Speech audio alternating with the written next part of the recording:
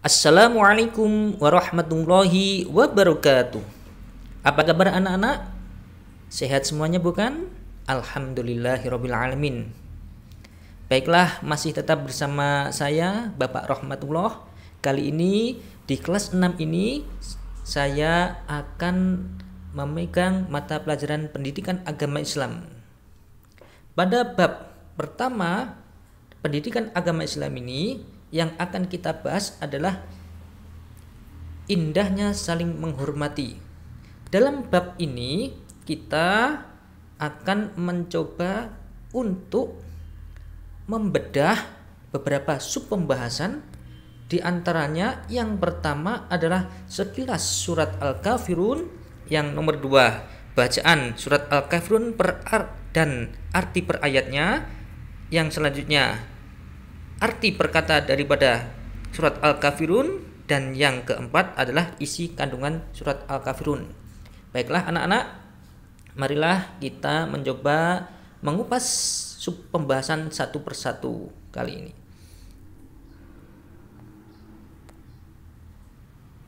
Sekilas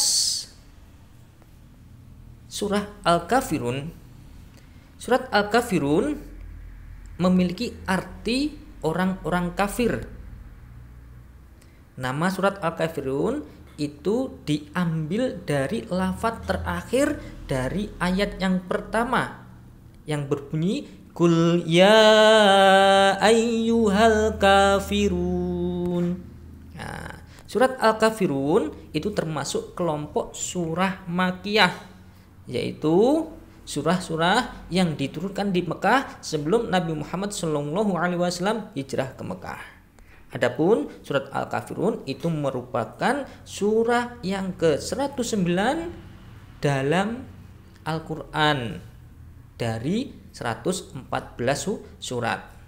Surat Al-Kafirun itu pula diturunkan oleh Allah Subhanahu wa taala, terdiri dari 6 ayat. Surat Al-Kafirun ini mengisyaratkan tentang pupusnya harapan orang-orang kafir Quraisy pada zaman itu terhadap dakwahnya Nabi Muhammad SAW. Nabi Muhammad tidak mengikuti tata cara beribadahnya orang-orang kafir Quraisy. Mereka dipersilahkan beribadah menurut ajarannya sendiri. Orang kafir tidak diperbolehkan untuk memaksakan Nabi Muhammad beserta pengikutnya untuk mengikuti ajarannya. Baiklah anak-anakku, itulah sekilas daripada pengenalan surat Al-Kafirun. Sekarang kita mencoba untuk membaca bacaan surat Al-Kafirun yang terdiri dari 6 ayat. A'udzu billahi minasyaitonir rajim. Bismillahirrahmanirrahim.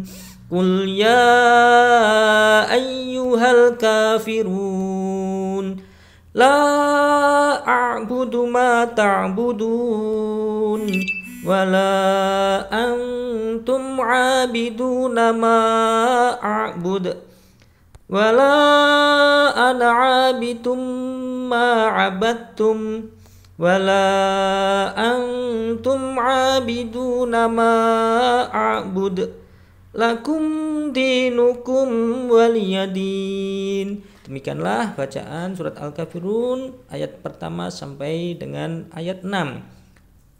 Silakan diulang-ulang untuk lebih lancar dan bisa hafal. Nah, untuk selanjutnya kita akan membahas arti perkatanya. Langsung saja, lafadz qul itu memiliki arti katakanlah.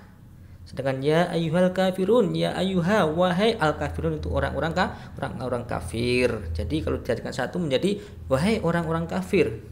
La a'budu, la itu artinya tidak, a-nya itu aku, i'budu itu menyembah. Jadi menjadi aku tidak akan menyembah.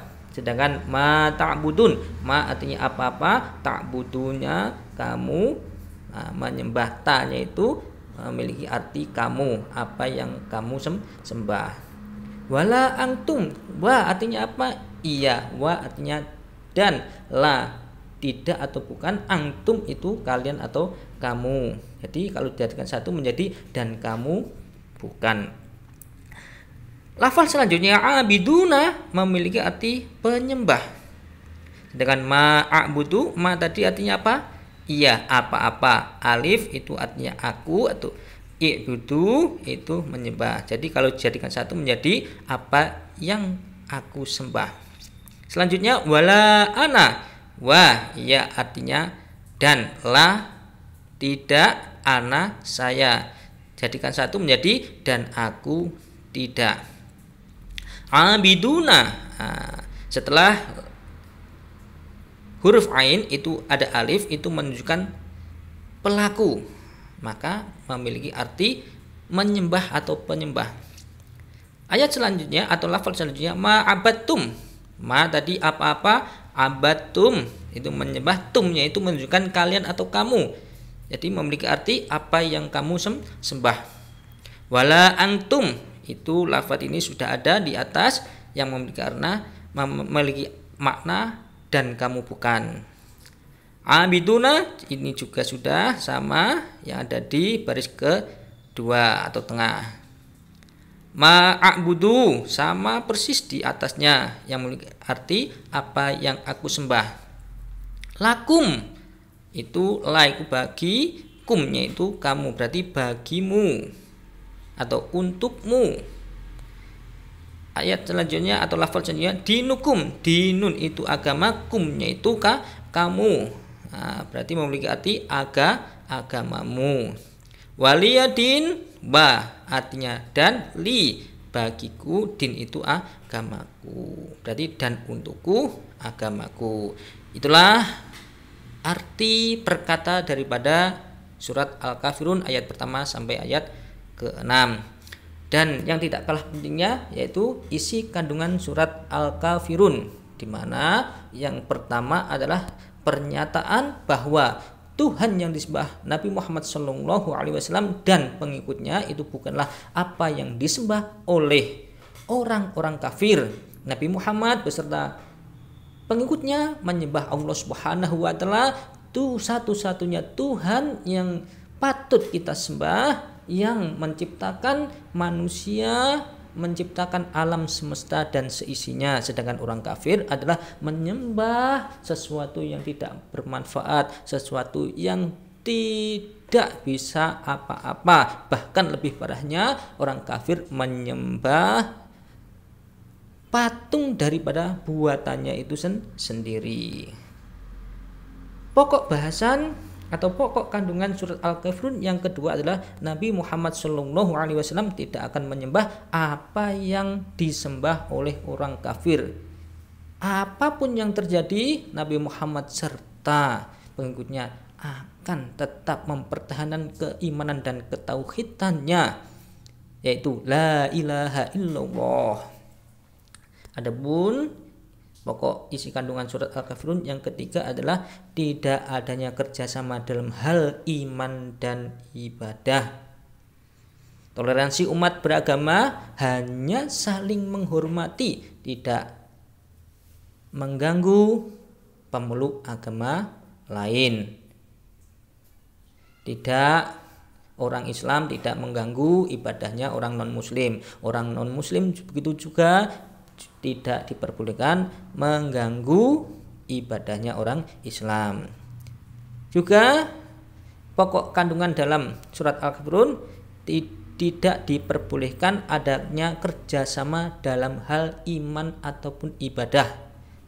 Orang Islam melakukan ibadah seperti orang non-Muslim, orang non-Muslim melakukan ibadah seperti orang Islam, itu tidak diperbolehkan. Kita hanya diperbolehkan kerjasama dengan orang non-Muslim dalam urusan dunia, dalam urusan pekerjaan ataupun dalam urusan sosial. Demikianlah tadi anak-anak penjelasan daripada mata pelajaran pendidikan agama Islam bab pertama, indahnya saling menghormati, yaitu membedah surat Al-Kafirun. Sekian, terima kasih atas perhatiannya. Wassalamualaikum warahmatullahi wabarakatuh.